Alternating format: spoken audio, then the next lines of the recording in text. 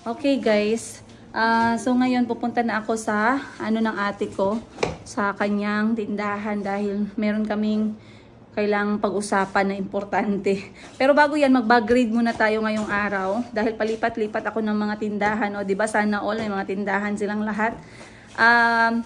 Dahil palipat-lipat tayo ng tindahan, mag-bag grade muna tayo. Ito yung aking laman ng aking hiniram na bag. Arbor muna. Kay Madam 10 Gibbs to guys. So, para hindi tayo magdala ng marami, ito yung dala ng aking bag. Meron tayo ditong tubig. Ayan. Then, meron ako ditong, ito guys, yung kapatid ko na negosyante, hindi marunong magbili ng bagong suklay. Si suklay mo ba to sis?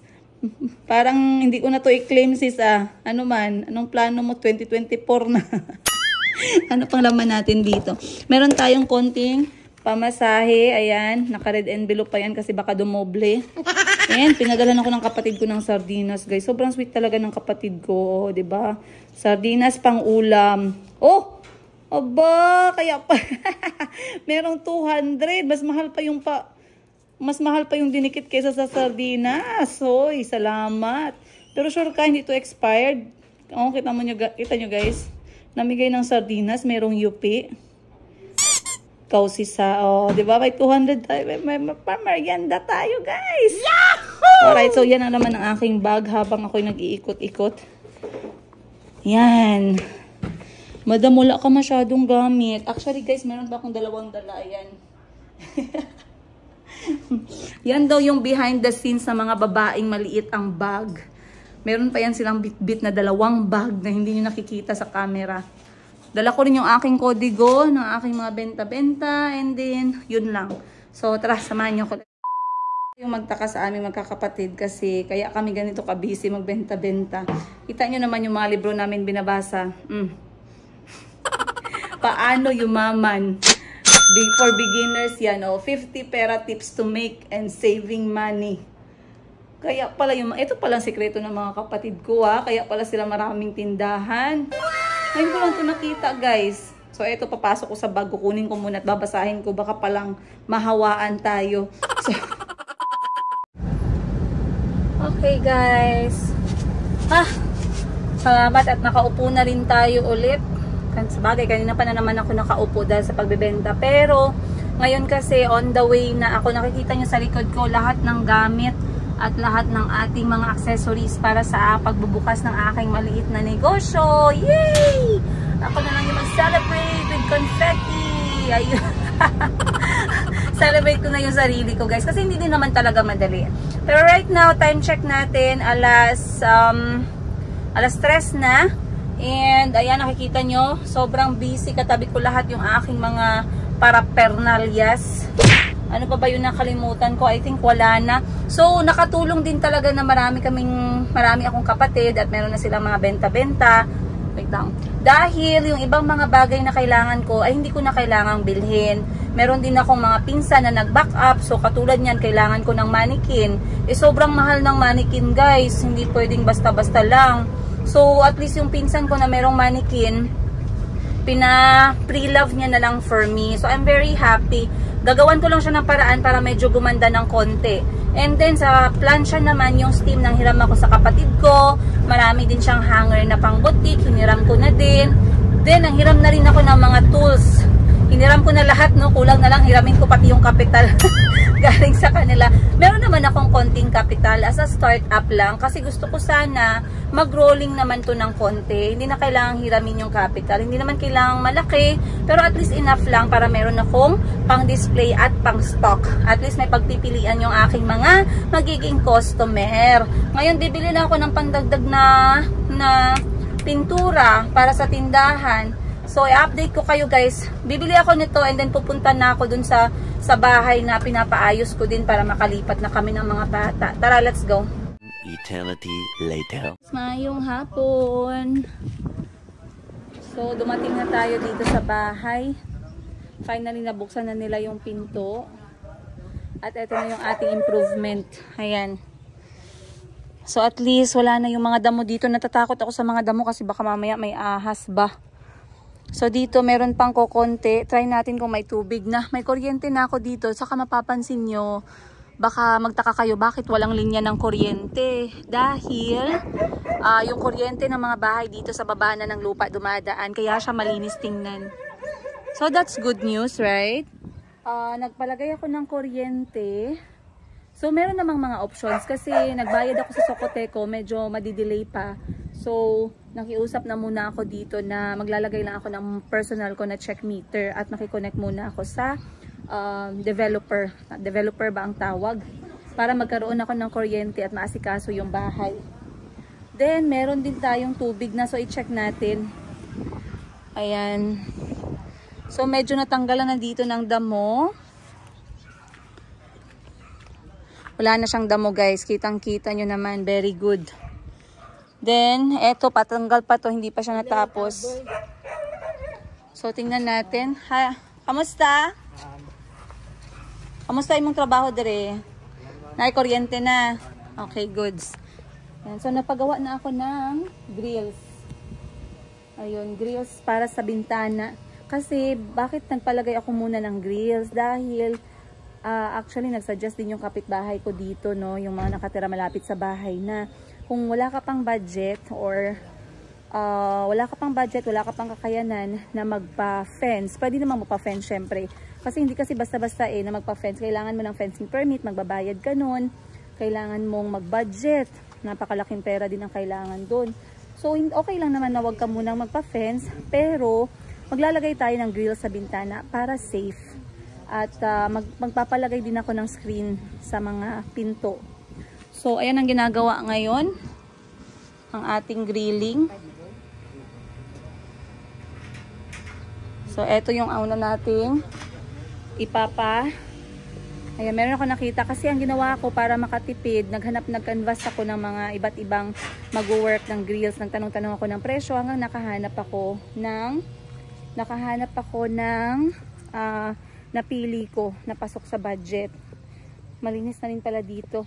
So, etong bahay ko na to guys, tingnan ko lang. Etong bahay ko na to, eto ay 3 bedrooms. 3 bedrooms, sorry, medyo nagda-dry yung aking lips, hindi ko alam. Patuloy pa rin akong naglalagay ng Vaseline. Naisip ko dahil sa suka. Kaya kumakain ako ng mga sinasawsaw sa suka. Naisip ko din sa lipstick or something. Anyway, yung budget sa grills ay, sa lahat na nakita ko, eto yung pinakamura. Bali, ang na-budget dito ay 20,000 pesos. Ito ay lahat ng mga bintana na ng bahay. So, naka-grills na siya. Kasali yung bintana sa toilet. Siyempre, hindi pwedeng hindi grills yun kasi baka pag may magnanakaw, doon dumaan, no? So, 20,000 pesos. Bali, 10,000 yung unang bayad and then 10,000 pagtapos na yung work. Yun yung usapan. Ang ginagawa ko guys, inuuna ko muna yung mga priority. So isa yan sa priority ko kasi para sa safety naming mag-iina. Ganun talaga guys, basta single tayo, wala tayong, at least ako may mga kapatid ako, may mga kapatid akong lalaki, may mga kaibigan akong lalaki.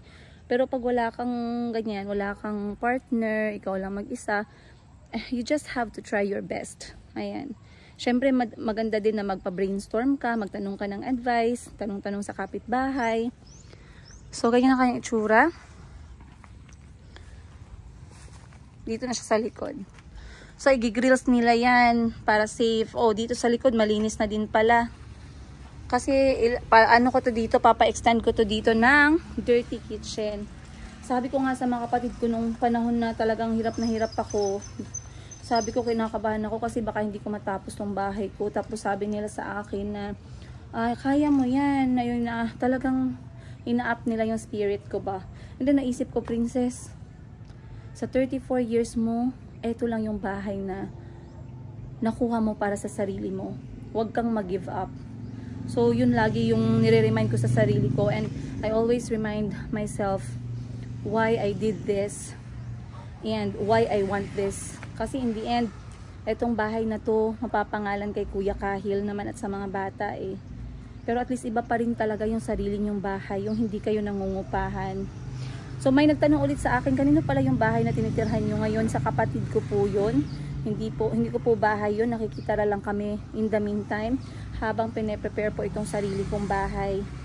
So once again, 3 bedrooms po ito, merong living room, merong 2 toilet, merong living room. Ang sukat niya is nasa 138 square meters and around 62 or 63 square meters ang kanyang house area, yung kanyang home area talaga, pero yung buong lupa is 138. Meron na pala dyang ng tubig. Ayan. So pasukin natin ulit sa loob at itry natin yung mga kuryente, kung lahat ay gumagana, kung mayroong crack, mayroong sira, kasi kailangan na natin itong clearance. Hindi pala ng bahay, ngayon ko lang ito nalaman, meron palang clearance to occupy. Kaya pala merong mga bahay no, na maraming sira, naka-move in na kayo, napirmahan nyo na to, nalaman nyo na maraming sira, mahirap na magreklamo kasi meron palang tinatawag na clearance to occupy. So sa clearance to occupy, i-check mo muna lahat sa loob ng bahay.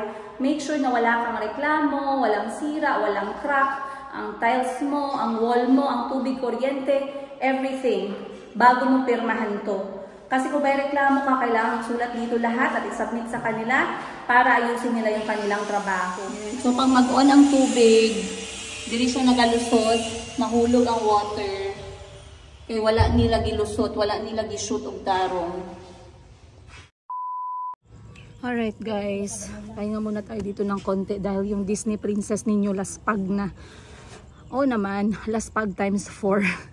Madam, laspag ka naman talaga kasi ang dami mong inaasikaso. Laspag times 4 ngayong araw guys, sobrang dami talaga. Wag nyo akong, hindi siya negative ha. Pero normally kasi, dumadaan tayo sa ganyang point, lalo na kapag talagang pagod ka to the bones. So anyway, sinasabi ko nga sa inyo na nandito na ako sa bahay kasi inaasikaso ko yung mga kailangan gawin. At importante kapag kayo guys nagkaroon kayo ng property. Ayan, bago nyo i-turn over yung bahay nyo sa pangalan ninyo, bibigyan kayo ng clearance to occupy. Wag nyo munang pipirmahan nang hindi nyo na-check yung bahay. Kaya importante na kung nasa abroad kayo, meron kayong someone na you trust para i-check yung bahay na binili ninyo. Kasi kapag ka nagreklamo kayo at na-turn over na yung bahay sa inyo or kung sino mang pangalan ilalagay nyo, hindi na po sila sasalo sa gastusin, kayo na lahat. So ngayon nakita ko na meron ako mga concern, kailangan ko siyang isulat dito sa paper na to. And then isasubmit ko ulit sa office ng pabahay area na ito kung nasaan tayo para maayos nila at ma-fix yung mga concern ko. Hindi ako pipirma hanggang sa hindi ako satisfied. So, yun yung purpose ng clearance to occupy. So, last time, marami nga palang nagtanong about this housing, Agan Katanggawan, Jensan. Papakita ko sa inyo yung options. Itong bahay ko ang tawag dyan is Agan Gabriel. So, eto siya guys, nakikita ninyo. Agan Gabriel, bali 138 square meters siya. And then, yung kanyang floor area meaning yung bahay talaga is 61.95 square meters. So marami pa tayong space sa paikot ng bahay para sa ating front yard at saka sa ating likod. So pwede tayong mag-adjan ng mga extra spaces. Gabriel, meron siyang 3 bedrooms, like katulad nitong sa bahay ko, sa mga nagtatanong. At meron po silang mga available pa na Gabriel unit. So sa mga gustong bumili or gustong maghulog-hulog ng bahay under Pag-ibig at under bank financing. Kung gusto niyo naman, pwede ding in-house. In-house meaning direct kayong magbabayad sa opisina ng Agan. Ayan, alam ko may mga idea kayo about Agan, lalong-lalo na sa mga taga-Jensan, no?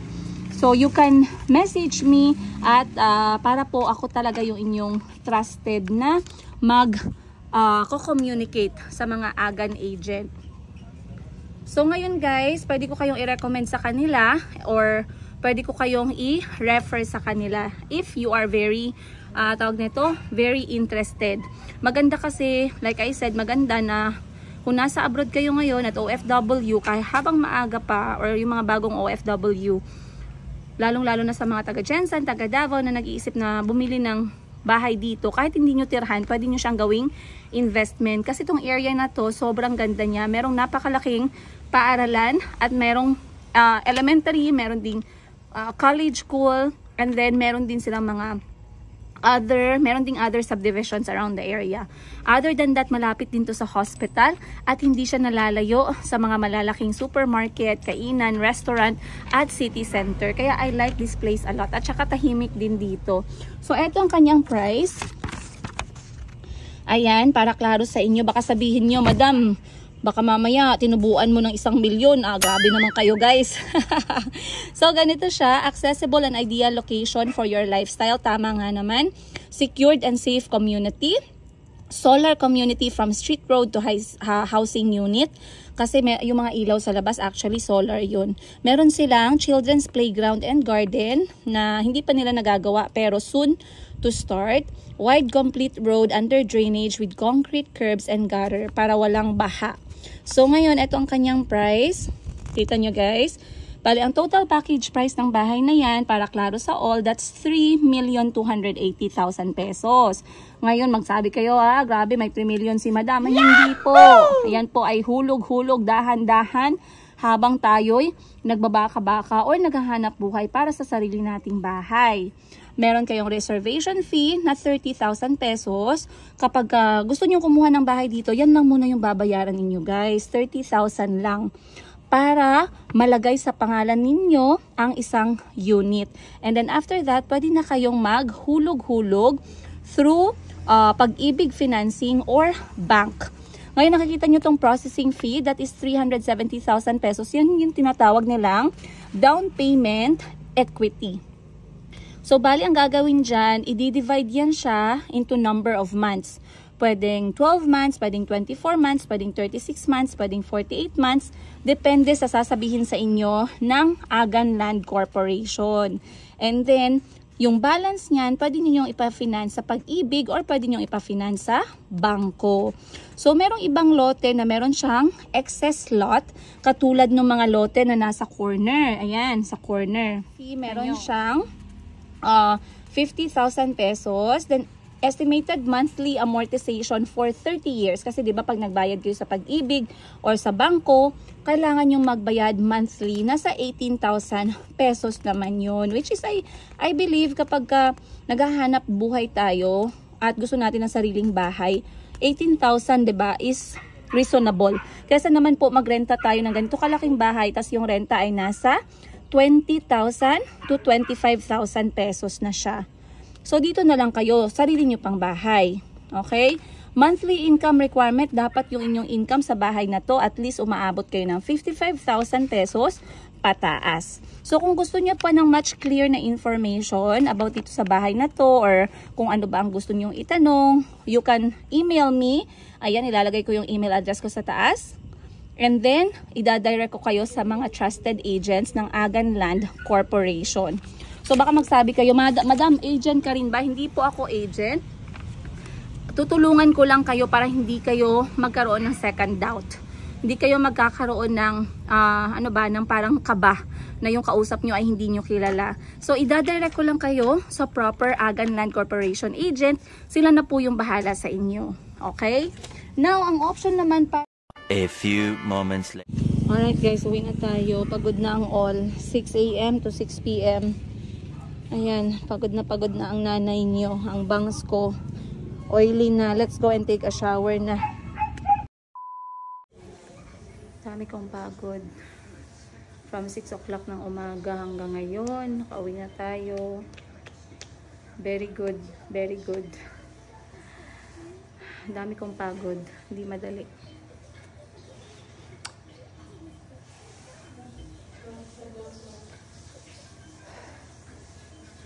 Pahinga lang ako ng konti and then mag-shower. Kakain ako ng dinner and then magpapamassage ako ng konti. Natatai pa ako guys.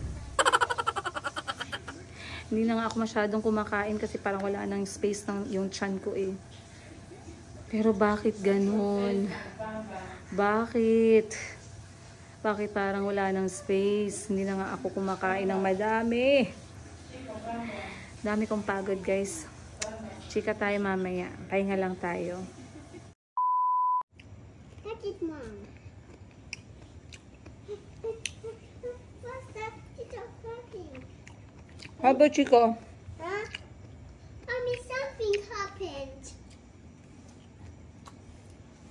Eat your fruit.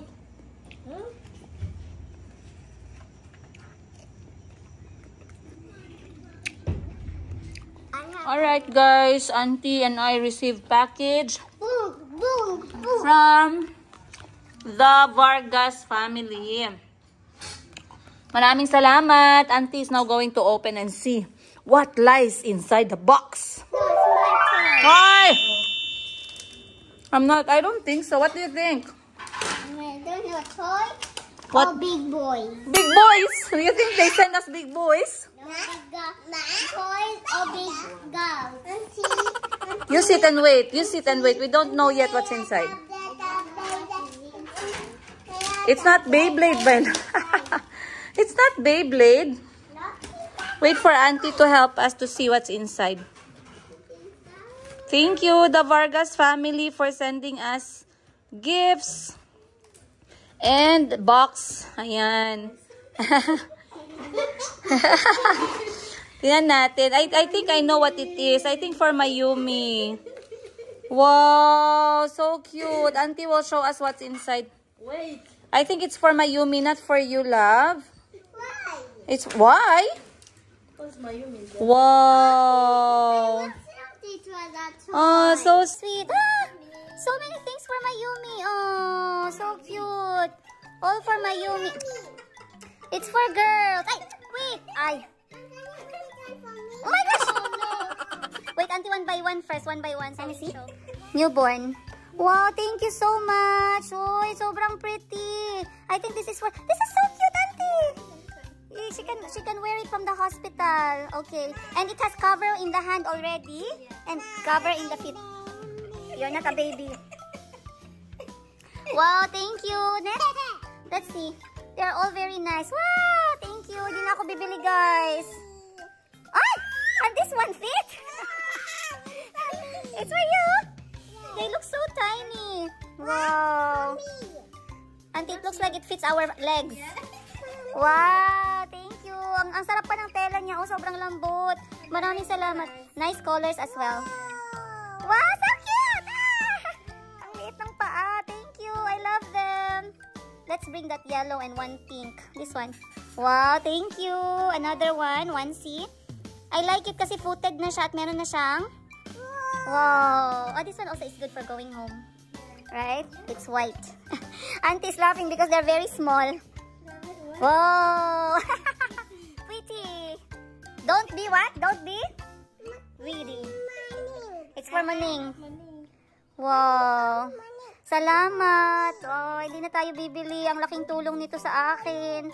Thank you. Wow. All for them newborn. And they are all very pretty. Wow. Thank you. Ah, jacket.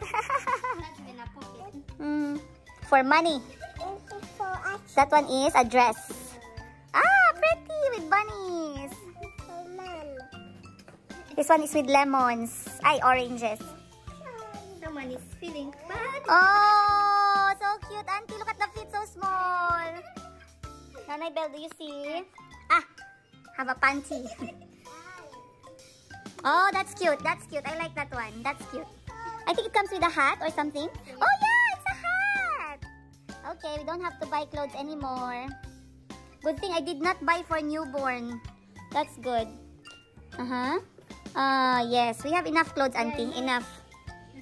Headband. Also onesies. Another one, pretty pink. Yeah, I like that. That's cute. Oh, she will be a very, very cute girl. Yeah, look at this, guys. The details is embroidered porcupine with flowers. Pretty. Next. Auntie is laughing with all the dress. We will buy her nice shoes to go with it. Shoes now. Wow. And then, ay, cute. Yes. Wow. Auntie is so proud of Mayumi's clothes. Wow. Hindi na talaga kami bibili. Thank you. Thank you, the Vargas. Wow. This one are what? Okay, onesies. When it's hot. Ah, this one is cute also for going home. Whites. And a nice pretty dress with rabbit.